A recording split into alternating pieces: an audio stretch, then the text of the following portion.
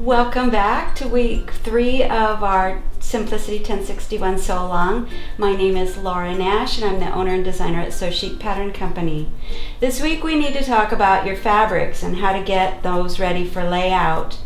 And I've got a piece of cotton here that needs to have the grain straightened. We do that by clipping into the selvage and tearing the fabric. You can see that my line is kind of tapering off. So if I tear this, it's going to pull that grain off just a little bit as it is, but I need to make sure that my cross grain and my selvage edge are perpendicular to each other at cross angles. So I'm going to line that up, and you can see that it's pretty close. I'm going to give it a tug this direction because that's the direction it needs to go. It doesn't take much of a tug to make that happen. Well, once I've got it straight and that edge is right on, I'm going to give it a press because that sets the stitches or sets the threads and keeps them in place so they don't move on you. If you happen to come across a fabric that doesn't tear, as some of the man-made fibers will do, you can always clip into your fabric and then pull a thread and just keep cutting along that gathering that the thread creates and straighten or find your cross grain from there. So here I've got my fabric aligned. I'm going to match it up to my grid. I'm going to pin into it along this direction.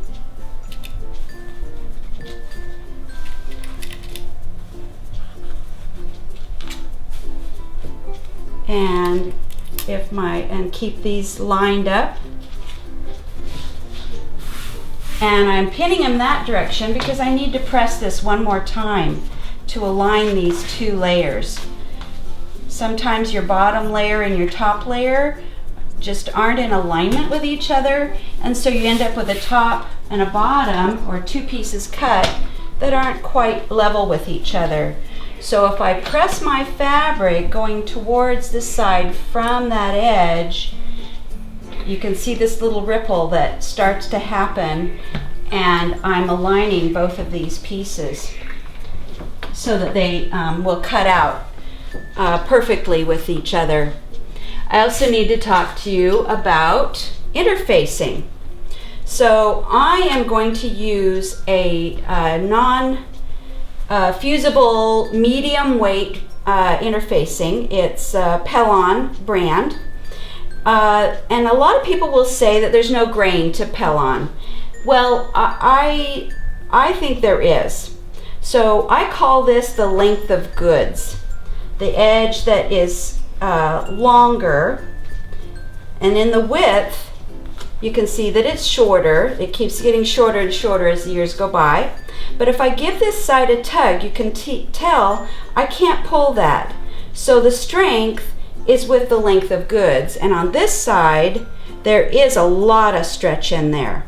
So we want the stretch of our interfacing to go with the stretch of our fabric, which is with the cross grain. Always do a test. If you're using fusible, you'll want to fuse it on there. You want to check to make sure that the back side or the front side is flat and that these two can adhere well to each other, and give it a crunch. See if it will give you the kind of stability that you're looking for. And once you've tested several different weights, you'll know which one you like the best, and you're ready to go. So welcome back, and stay with me for our next segment on getting your pattern ready to go.